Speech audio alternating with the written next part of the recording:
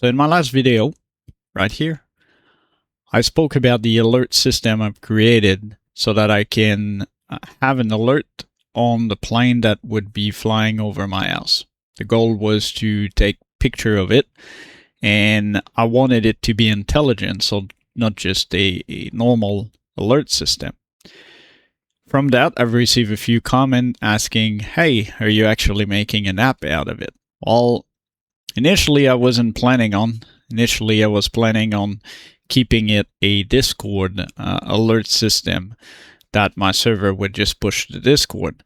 But with new feature and new requests that I wanted for myself, I've actually started creating an app.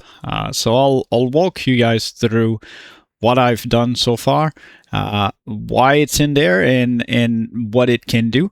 And definitely, if you guys have some idea, I'll be more than taker for it. So let's jump into it.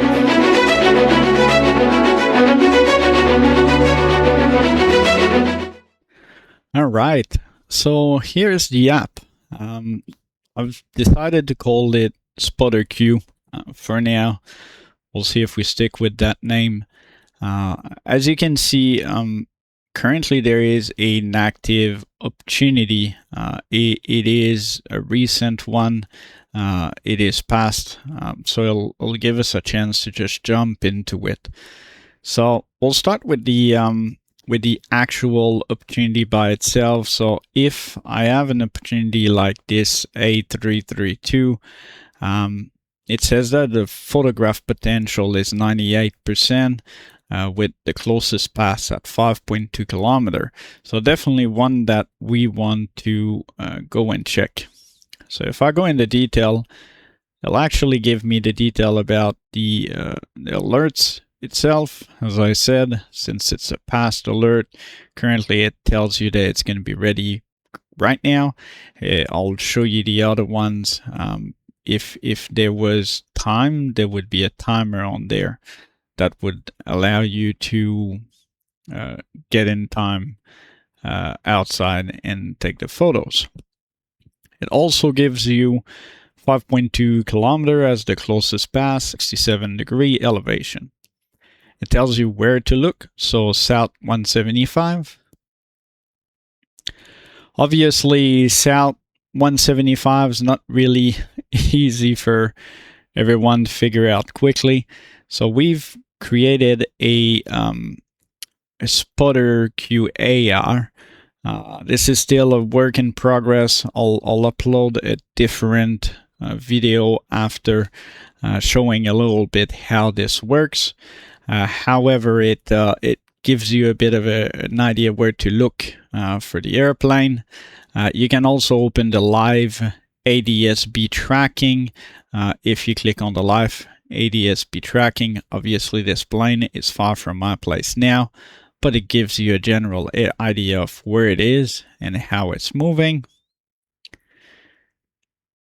It tells you why this alert actually came in. So I wanted to have an idea of why I'm actually receiving the alert. The goal being that we keep on improving the AI behind the scene that understand when to actually send alert. It gives us the photography condition. So this one is likely visible. It has an unknown reason. I don't know right now why. It does say that it's going to be strong backlit at 40 out of 100. And again, likely visible, so definitely is some work in progress on there. However, flight geometry, 41,200 feet in altitude. It tells you the bearing, tells you its track, the speed, projected within the sensor of my camera. So currently 521 pixel. I have a Sony a7 IV with a 600 millimeter lens. So that's how it's calculated. It gives me a general score for the aircraft. Tells me the alert time, what's his identity, so the tail number, and what's the observer, which is myself essentially. So with the shot, we wanted to have feedback. So did it actually go the way we planned? Did I get the shot? Have I seen it? Is it blocked by cloud? Could I simply not find it? Was it too late? So with those details, it allows us in the background to figure out what is happening. Why has the shot worked or not worked? Again, if I want the AI to realize or to learn from this, I need to give it some feedback. So if we go in the alert tab, and I see that there is one upcoming, after 15 minutes, that alert is going to be going in the recent alert. In the recent alert, I keep pretty much all the alert in there that has been coming in the past. This allows me to go track back a plane that I have seen, perhaps forgot to say that I photographed the plane and I want to actually add it to my journal, or I want to generate the postcard for the aircraft. So if we're taking this TF-ICR, I could say that I've actually seen this airplane by going completely at the bottom. As you see, it explained to me again why it was an alert, and I could say I got the shot, and then it would have registered the outcome as recorded. It's gonna have added that plane to my journal, and I could actually create a postcard. So all the postcards are all essentially for me. I wanted a feature that would allow me to get something on my videos when I'm either uploading shorts or video here, and I wanted something easy, as you've seen from the past alert. So what allows me is to ask what I want and then just generate a postcard. Postcard is then going to give me some detail about where the aircraft, why it's been taken and everything, and I can use that in my videos. Let's go in the next section. So the next section I want to show you guys is the airport section. So one of the reasons why I've created the app is the airport section. I wanted to be able to use the app when I go at the airport for spotting. So what I've created in there is a spotting journal. So I wanted to be able to get to the aircraft and say, okay, what's the current forecast of the airplane that's going to arrive and that's going to be leaving the airport. So if I go in there and I look at all the data, these are all the planes that are going to be leaving Montreal International Airport in the next 2 hours. As you can see, there is a fair few of them. I wanted also a way to see what has been happening at the airport, what left and what arrived. The reasoning behind that is that if I'm there taking photograph, I want to be able to open a spotting session, and then with the live feed of arrival, be able to say, look, I photographed this one, photographed this one, I photographed this one, and let's say I photographed this one.